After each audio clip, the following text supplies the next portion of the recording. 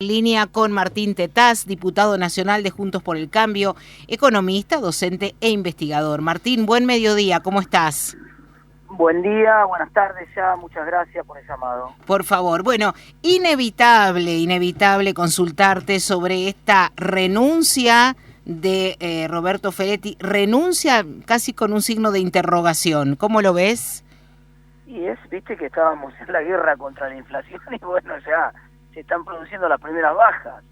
Es una baja más que una renuncia, ¿no? Evidentemente, cada vez que el ministro de Economía intenta tomar un poco de oxígeno político, la propia vicepresidenta le corta las alas, entonces le desarma cualquier posibilidad.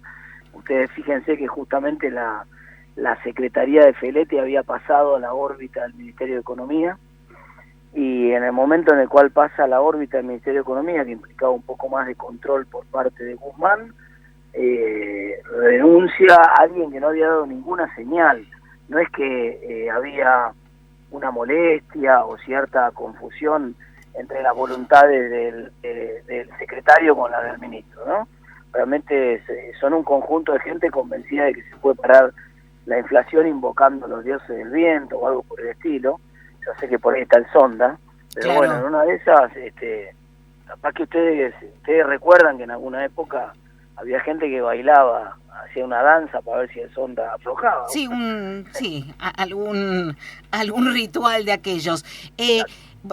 Para cerrar este tema de Feletti, porque quería charlar con vos también de otros temas, Martín, el hecho de que se corra a Feletti de la escena, ¿puede ser visto quizás como una jugada de Cristina en esta oposición dentro del gobierno? De decir, saco a mis fieles de ahí. Sí, totalmente. Yo creo que es una jugada claramente de Cristina para no darle ningún tipo de respaldo a Guzmán. Por eso te decía, llama la atención que justo cuando pasa a la órbita del Ministerio de Economía y cuando parecía que había una buena relación con el ministro de Economía y había cierto principio de entendimiento, no era que había una disputa porque el ministro de Economía no estaba de acuerdo con Feletti o que el ministro de Economía le pidió la renuncia a Feletti, todo esto no pasó. Entonces da la sensación como que acá la que tomó la decisión de la retirada fue más bien Cristina, ¿no? Claro. Bueno, ¿y cuál es tu opinión respecto a las declaraciones de Alberto Fernández, que dijo respecto a la mala gestión de Feletti, reconociéndolo, le tocó enfrentar en este momento tan singular, algo así como que le tocó bailar con la más fea, ¿no? Algo así sería. Pero lo que pasa es que tienen una confusión de cuáles son las causas de la inflación. Entonces, el presidente permanentemente, en realidad no es que tiene una confusión, lo hacen a propósito. El presidente permanentemente distrae la opinión pública hacia lugares que no tienen nada que ver con su propia responsabilidad. Acá el único responsable de la inflación es el propio presidente, que abusa de la maquinita, y como abusa de la maquinita, lo pagamos con más inflación. Entonces, el presidente mira y un día el responsable son los carniceros, el otro día los responsables son los que venden el trigo a Ucrania, el otro día los responsables son los de la guerra en Checoslovaquia, digamos, todos los días hay un invento nuevo, pero finalmente el único responsable es él, que mira para el otro lado y se hace distraído. ¿Por qué decís, Martín, que lo hacen a propósito? Fuerte esta declaración tuya. Porque hay mucha evidencia, muchos videos y audios y entrevistas en las cuales Aníbal, bueno, mira qué acto fallido, ¿no? Alberto Fernández, sí, antes de ser presidente, tenía muy clara cuál era la causa de la inflación en el gobierno de Cristina, cómo la emisión monetaria, el déficit desbocado, todo eso estaba generando un proceso inflacionario. Hay muchos videos de él explicando cómo la causa de la inflación era esa y por qué Cristina tenía responsabilidad y cómo tenía que controlarlo. Llega a la presidencia, uno, digamos, no puede creer que haya cambiado tan radicalmente su creencia sobre cómo se forman los precios. Evidentemente está hoy en un lugar donde tiene un déficit grande, lo imprime, y en vez de ser honesto con la gente y de decirle la verdad, y decirle, bueno, miren, tengo un déficit grande, lo tuve que financiar con emisión, porque estoy en el medio de la pandemia, voy a tener mucha inflación en estos meses, pero en la medida que nos vamos recuperando va a ir bajando la inflación. En vez de ser honesto, preferir mentir de arranque, y vos viste cómo son las mentiras. Una vez que vos hiciste la primera mentira, Después necesitas 20 mentiras más para tapar la mentira que hiciste. Pero ¿en qué se beneficiaría, según esta hipótesis que vos postulás, ¿no? De que les conviene que haya inflación. ¿Cuál sería el beneficio? Por dos razones. La primera es que emiten descaradamente plata que de otro modo tendrían que recolectar con impuesto legislado, y la gente no les toleraría un IVA de 25% o una suba del impuesto a las ganancias o una suba de cualquier otro impuesto. Entonces, como la gente no tolera otro impuesto, ellos emiten y cobran un impuesto no legislado, que es el impuesto inflacionario. Y eso, obviamente, para ellos es una enorme ventaja en comparación con cualquier otro impuesto. Entonces, claramente, eso les da una ventaja. En segundo lugar, que la inflación licúa buena parte del gasto. Entonces, eso hace un ajuste sin decir que lo hace. Y ese es el compromiso que tienen con el Fondo Monetario, les permite, porque si vos tenés sueldo del sector público creciendo al 40%, y la inflación corriendo al 70%, bueno, es evidente que estás licuando los sueldos, estás licuando las jubilaciones, y de esa manera vas a cumplir con el fondo, ¿no?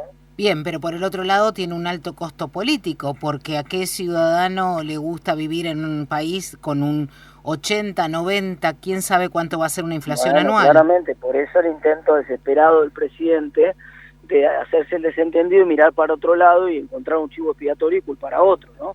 Porque en la medida que pueden culpar a otro de la inflación, bueno, no se hacen cargo ellos y por lo tanto alguien en el camino, los propios, los más fanáticos, por ahí quieren creer o tratan de creer de que el presidente no tiene nada que ver y que son todos los... Esto pues ya pasó en plena hiperinflación en Venezuela. Maduro seguía diciendo que era culpa del imperio y tenía digamos, un séquito consecuente que se la creía. Claro, claro. O sea que vos lo que estás postulando, Martín, es que el gobierno en realidad está incentivando esta inflación, pero cuando se enfrenta a la sociedad, a los medios de comunicación, encuentra hoy a Feletti, mañana, como decías vos, Ucrania. Siempre hay una excusa, pero que ellos en realidad lo están promoviendo internamente. Sí, totalmente, totalmente. Fíjate vos que el propio foco puesto en Feletti es un triunfo de esa estrategia, porque en realidad en ningún lugar del mundo vos tenés 175 países que no tienen inflación. En ninguno de esos países que no tienen inflación en el mundo existe ni la Secretaría de los Precios Máximos, ni el Ministerio de los Precios Cuidados, ni nada por el estilo. Digamos, el encargado de controlar la inflación en todo el mundo, y esto no es un problema ideológico, con la izquierda, con la derecha, el encargado de controlar la inflación es el Banco Central.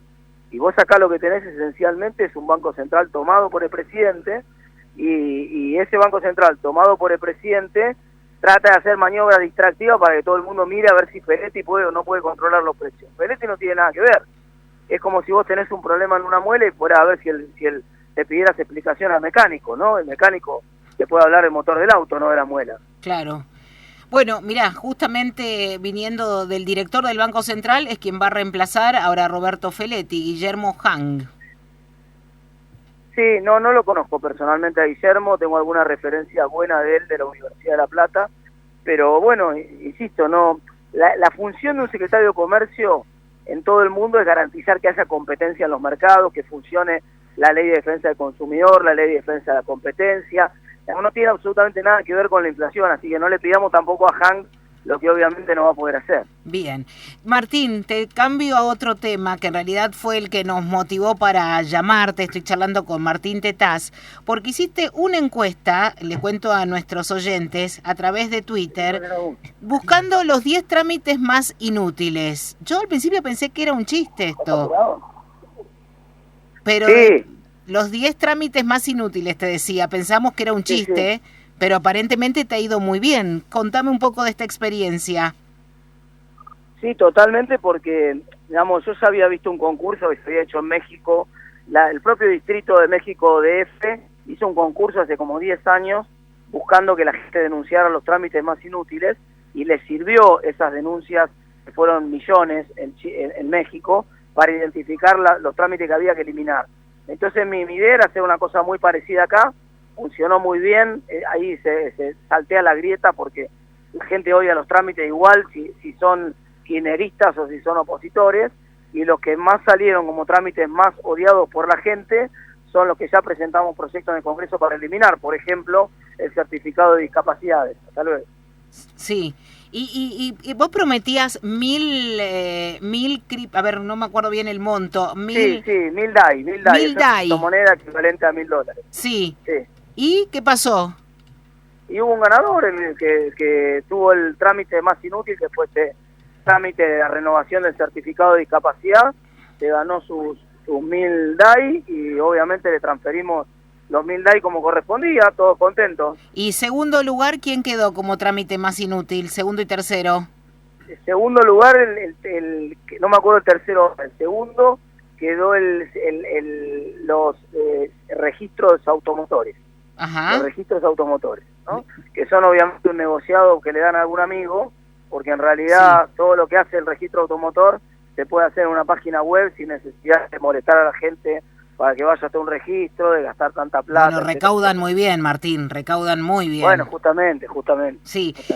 Bueno, por último, cerrando, si entonces vos elegiste dar como premio en criptomoneda el equivalente a $1000, ¿significa que Martín Tetaz, economista, apuesta a la criptomoneda? Sí, por supuesto, porque son la moneda del futuro. Es decir, las criptomonedas son primero un avance desde el punto de vista tecnológico, y después del avance del punto de vista tecnológico también significan un peso menor de los estados respecto del monopolio que tenían en la moneda. A pesar de la forma estrepitosa que han caído.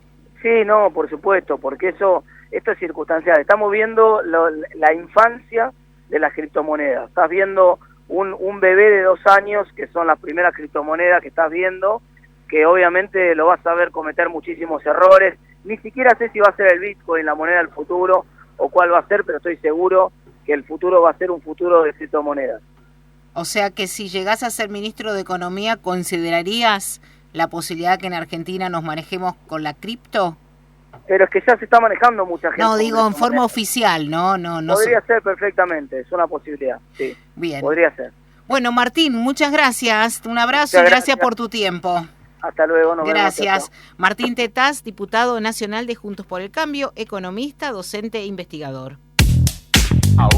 Ahora, noticias en tiempo real. LB10 suena bien.